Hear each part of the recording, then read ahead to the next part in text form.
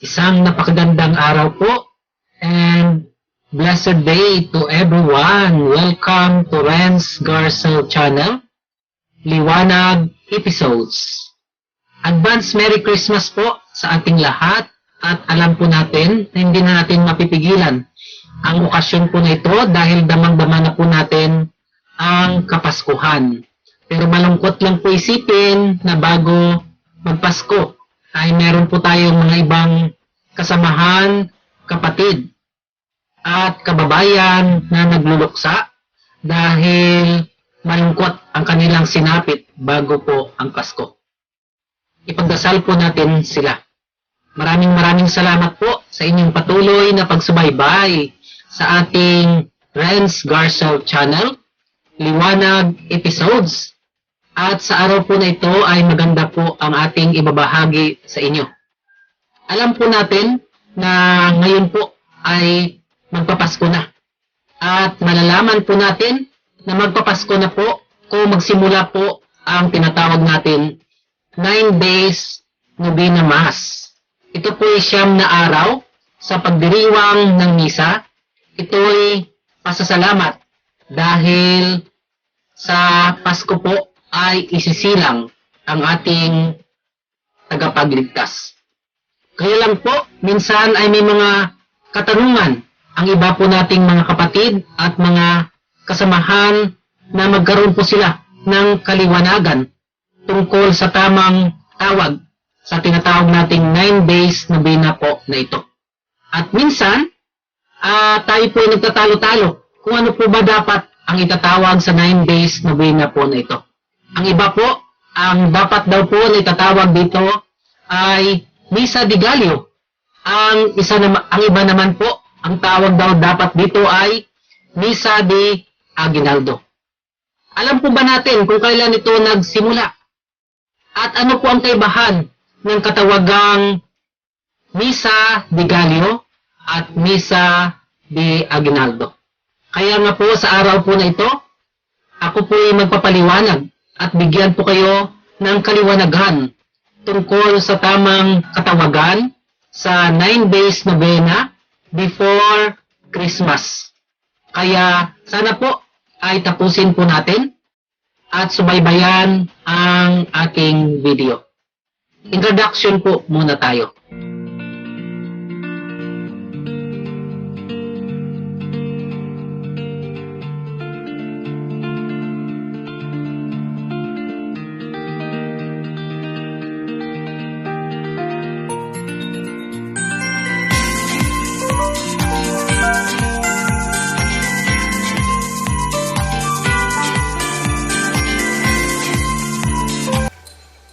Isang mapagpalang araw po muli sa ating lahat. Ang ating tradisyon ng tinatawag nating 9 days Novena na ang iba sa atin ang tawag dito ay Misa de Gallo, ang sa iba naman po ay Misa de Aguinaldo.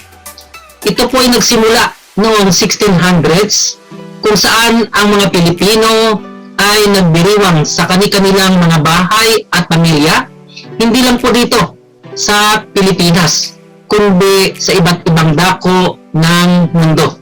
Ito po ay tinatawag natin sa Filipino na simbang gabi masses, na kadalasan ito po ay ginagawa sa hating gabi at ang iba naman ay sa madaling araw at sa iba naman po minsan ay alas 7 or alas 8 ng gabi or tinatawag din po natin na anticipated masses. Pero ngayon po dahil nagkaroon po tayo ng pandemya, ang ibang mga misa po natin dahil sa health protocols ay ginagawa na lang po online or tinatawag nating online masses. So the Filipinos way of celebrating Christmas is very unique. Dito makikita natin na bilang mga Pilipino naging tradisyon na po natin na bago magpasko, dapat tayong lahat ay makapagmisa sa 9 na araw. Ito po ay isang pasasalamat dahil sa isang napakahalagang regalo na ibinigay sa atin ng Panginoon. Pero minsan po, may mga pag-aalinlangan tayo kung ano po ang tawag dito sa 9 na misa bago magpasko.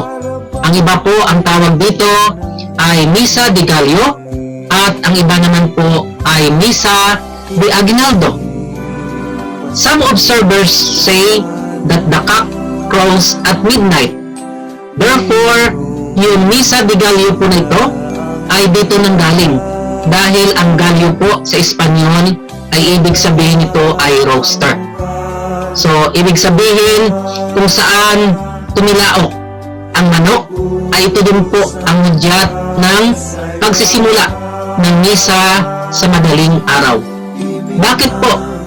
Kasi nung unang panahon, ang mga sinaunang mga Pilipino, nakasanayan na po nila na magpasalamat sa Panginoon bago po sila ay pumunta sa kanilang mga trabaho. Kaya minabuti po nila na bago po sila pumunta sa kanilang mga palayan at kung saan man sila magtatrabaho, gusto po nilang magpasalamat at umattend ng misa. Kaya nga po, tinawag po itong Misa de Gallo dahil karamihan sa mga magsasaka at mga trabahador noong unang panahon ay dumadalo sa misa sa madaling araw, siyang na misa bago magpasko. Kaya tinawag po nila ang misa na ito na Misa de Gallo dahil nagsisimula ang misa na ito sa unang tilaok ng manok sa madaling araw. Pero meron namang pong ibang mga Pilipino na sinasabi nila ang tawag daw po dito ay Misa de Aguinaldo. Bakit Misa de Aguinaldo? Dahil po sa Espanyol ang Aguinaldo ay tinatawag na regalo, na ibig sabihin ang kapanganakan ni Kristo ay isang napakahalagang regalo sa ating mga tao. Kaya dapat lang na ang misa na ito na siyam na araw ay isang misang pasasalamat sa napakahalagang regalo na ibinigay sa atin ng ating Panginoon. Kaya dapat daw ang katawagan dito ay Misa de Aguinaldo. Ang tradisyon po na ito ay nagsimula pa noong 1600 kung saan ang mga misyonero ay nagdiriwang ng kanilang misa sa iba't ibang puok at inihanda ang mga sinaunang Pilipino sa pagdiriwang ng pagsilang kay Kristo na tinatawag po natin ngayon na Christmas or Pasko. Tandaan po natin na decades ago, ang simbang gabi masses were held as unanticipated masses for the early morning ceremony to allow working people to follow the tradition after work. Kaya nga lang po, ang iba sa atin ay nakasanayan pa rin na hindi sa gabi nagsisimba, kundi mas gusto po nila ang madaling araw dahil sabi nga po nila, mas feel nila po ang tradisyon ng simbang gabi na kahit ginagawa ito sa madaling araw ay ramdam na ramdam po nila ang kaugaliang Pilipino. Kaso nga lang po, ngayong taon ay nagkaroon po tayo ng isang pandemya na COVID-19 pandemic. Kaya ang mga simbang gabi was presented only online because of restrictions dahil inaalagaan po ang ating mga kalusugan at para po ay hindi na mapalaganap ang virus po na ito. Kaya ang mga simbang gabi sa 2 taon na nakalipas ay idinadaan na lang po sa tinatawag nating online masses. Ang simbang gabi po na ito ay inaniyahan po tayo na mag-reflect and to reconnect with the Almighty God. We express our gratitude to the gift of life and the blessings of God to all of us. We have to be mindful that we must act justly, have mercy to others, walk humbly with our Lord and our Savior. And this is the real meaning of this season of Christmas. Kaya nga po tayo sa ating mga misa sa bawat komunidad po natin tuwing madaling araw, tayo po ay naghanda sa kapistahan ng kapanganakan ng ating Panginoon na tinatawag po nating Christmas.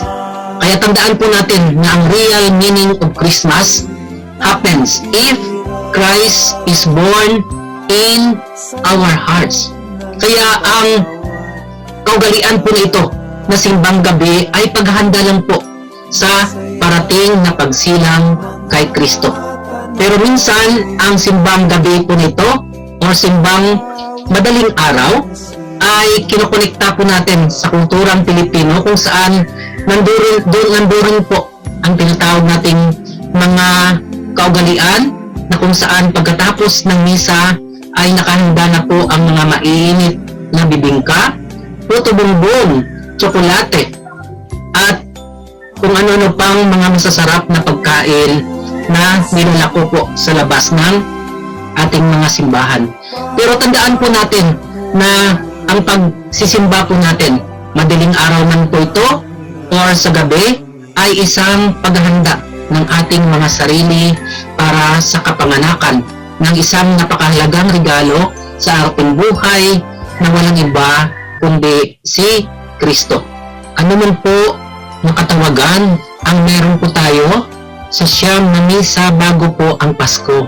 Tandaan po natin, ito po lahat ay pasasalamat sa Panginoon na kung saan ang misang ito po ay sana misa ng pasasalamat kung saan tayo po ay naligtas at mas lalo pa po sanang lumalim ang ating pananampalataya at ito po ay magbago ng ating mga sarili, lalo na po ang ating mga puso na sana po ay magkaroon po tayo ng pusong bukas sa ibang tao, lalo na po sa mga nangangailangan.